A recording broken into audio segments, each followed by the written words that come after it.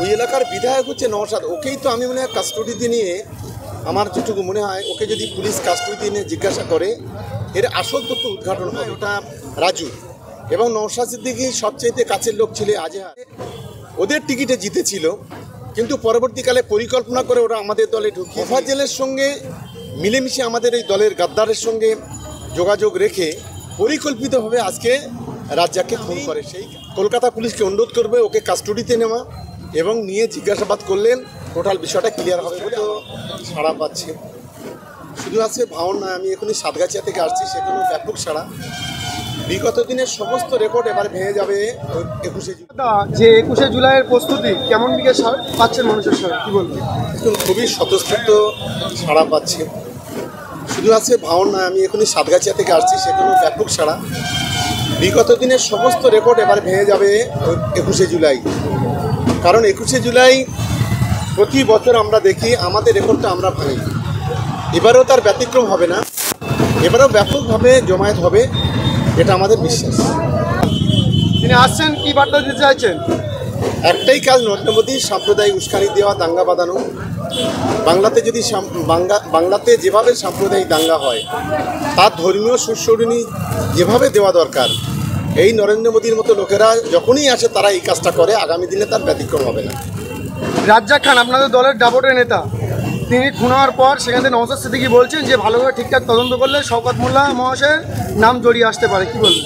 ওই এলাকার বিধায়ক হচ্ছে নওশাদ। ওকেই তো আমি মনে হয় কাস্টডিতে নিয়ে, আমার যেটুকু মনে হয় ওকে যদি পুলিশ কাস্টডিতে নিয়ে জিজ্ঞাসা করে এর আসল তথ্য উদ্ঘাটন হবে। কারণ এই নওশাদ সিদ্দিকীর সবচাইতে কাছের লোক হচ্ছে রিয়াজুল, সবচাইতে কাছের লোক হচ্ছে এই সাবু এবং এই আজহার, যাকে সাবু না, ওই রাজু, সাবু নয়, ওটা রাজু।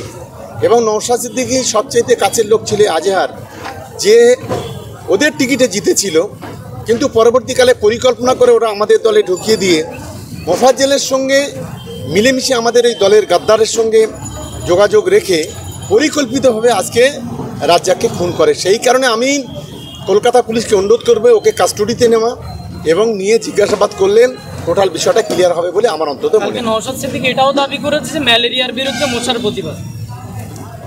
আসলে ম্যালেরিয়াকে জানে না আর মশাও কি জানে না। একটা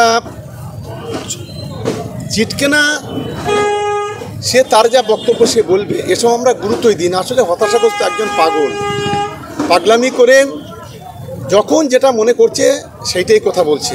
কারণ একমাত্র এই ভাঙড়ের মাটিতে তৃণমূল কংগ্রেস যারা এই খুনের প্রতিবাদ করছে, আমরা কোনো রঙের কথা বলছি না, আমরা খুব পরিষ্কার বলছি খুনের কোনো রাজনীতি, কোনো রং থাকতে পারে না।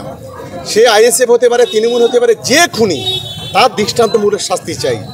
আমরা চাই যারা এখনও পর্যন্ত ধরা পড়েছে, যারা এখনও এর বিরুদ্ধে আছে, এখনও ধরা পড়েনি, তাদেরকে অ্যারেস্ট করা এবং আগামী 6 মাসের মধ্যে তাদের ফাঁসির সাজা শোনানো, এই অনুরোধ আমরা কলকাতা পুলিশের কাছে করব। তিনি আরও দাবি করছে যে যদি আইএসএফ খুন করে থাকে তাহলে কিন্তু তৃণমূল কংগ্রেসের কর্মীরা তাহলে গ্রেপ্তার হচ্ছে না, এই দাবিটা বারবার করছে তিনি। আমি তো ফের বলছি, তৃণমূল কংগ্রেসের একজন গদ্দারের সঙ্গে জড়িত, পুলিশ তাকে গ্রেপ্তার করেছে।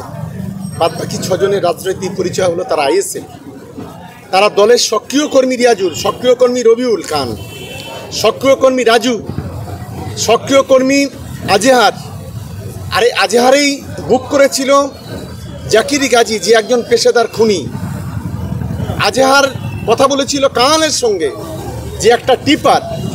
এই কাঙালের কাজ ছিল এ কোনো সক্রিয় রাজনীতি করে না, কখনো তৃণমূলে, কখনো আইএসএফে, কখনো বিজেপি, কখনো সিপিএমে, এই কাজটা করবে। রীতিমধ্যে একটা ভিডিও ভাইরাল হচ্ছে, আপনারই ভিডিও, যে বলেছিলেন যে তৃণমূল কংগ্রেসের যদি শহীদ হয় তৃণমূল কংগ্রেস ভাঙড় থেকে জিতবে। এই মন্তব্য নিয়ে কিন্তু ভাইরাল এর মধ্যে কোনো কিছু গদি মিডিয়া আছে, দালাল মিডিয়া, তারা এটাকে অপব্যাখ্যা করেছে। আমরা এইটাই বলতে চেয়েছি, যেভাবে আইএসএফ আশ্রিত সমাজবিদরা তৃণমূল কংগ্রেসকে খুন করছে, তাতে যদি ভাঙড় রাজনীতি করতে গিয়ে, ভাঙড়কে এই সমাজ বিরোধী কাজ উদ্ধার করতে গিয়ে আরও যদি 5 জন খুন হয়, 5 জন শহীদ হবে, কিন্তু তবু 1 ইঞ্চি জমি কিন্তু তৃণমূল কংগ্রেস ছাড়বে না, ভাঙড় উদ্ধার হবে। এটাই আমরা বলতে চেয়েছি, তার একটা অপব্যাখ্যা করা হয়েছে। আপনি আপনার বক্তব্যের মাধ্যমে বললেন যেমন কাশেম সিদ্দিকী আপনাদের সাধারণ সম্পাদক দলের, কিন্তু আরও 2টো পীরজাদার নাম আপনি বললেন, এ বিষয়ে কী বলবেন?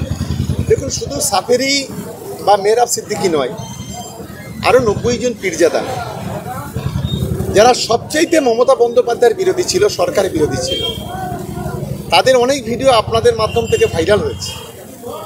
কিন্তু তারা বুঝতে পেরেছে এই বাংলাকে যদি রক্ষা করতে হয়, বাংলার সম্প্রীতি যদি রক্ষা করতে হয়, তাহলে মমতা বন্দ্যোপাধ্যায় ছাড়া, তৃণমূল কংগ্রেস ছাড়া বিকল্প কোনো রাস্তা নেই, অভিষেক বন্দ্যোপাধ্যায় ছাড়া রাস্তা নেই। তাই আজকে তারা তৃণমূল কংগ্রেসের ডাকে সাড়া দিয়ে তারা তৃণমূল কংগ্রেসের পাশে দাঁড়িয়েছে।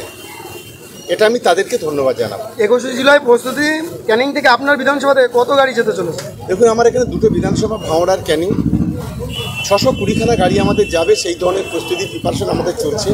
কারণ এই দুটো জায়গায় 600 বুথ, এই প্রত্যেকটা বুথ থেকে একটা করে গাড়ি যাবে। এটাই আমাদের এখনো পর্যন্ত সেই ধরনের প্রিপারেশন বা প্রস্তুতি আমরা নিয়ে রেখেছি। এখান থেকে 26 বিধানসভার প্রস্তুতি শুরু? দেখুন, আমরা 26শে বিধানসভার অলরেডি অনেক আগে থেকে প্রস্তুতি শুরু করেছি। আমরা মনে করি এবার একটা রেকর্ড হবে ক্যানিং এবং ভাঙড়ে। যেমন লোকসভাতে আমরা এই বিধানসভায় 1,66,244 ভোটে জিতেছি, লিড পেয়েছি। আমাদের পাশেই ভাঙড় বিধানসভাতে 87,000 ভোটে লিড পেয়েছি। আমরা আশা করছি যে আগামী বিধানসভা নির্বাচনে আমরা এই রেজাল্টটাকে ধরে রেখে আরও 1 ভোট হলে আমরা বাড়াবো, এটা অন্তত আমাদের আত্মবিশ্বাস। লাস্ট কোশ্চেন দাদা, যে ভোট আসলে কেন্দ্র সরকারের যত টিম আছে তত কিন্তু পশ্চিমবাংলা দেখা যায়, কি উদাহরণ দিতে চাইছি? দেখুন, এ পর্যন্ত 300-র উপরে এজেন্সি বাংলাতে ঘুরে গেছে, বিভিন্ন বিষয়ে তদন্ত করেছে। এবারে ওরা ইলেকশন কমিশনকে ব্যবহার করবে, বিভিন্ন সেন্ট্রাল আইবিকে ব্যবহার করবে, ওদের যে এজেন্সিগুলো আছে CBI, ED, income tax, NIA, সব কিছু ব্যবহার করবে। কারণ যে কোনোভাবে মমতা বন্দ্যোপাধ্যায়কে ক্ষমতাচ্যুত করতে হবে, তৃণমূল কংগ্রেসকে হারাতে হবে, এটাই হচ্ছে বিজেপির লক্ষ্য। কিন্তু ওরা যতই চেষ্টা করে, মমতা বন্দ্যোপাধ্যায়, তৃণমূল কংগ্রেস, আর যোগ্য সেনাপতি হচ্ছে অভিষেক বন্দ্যোপাধ্যায়।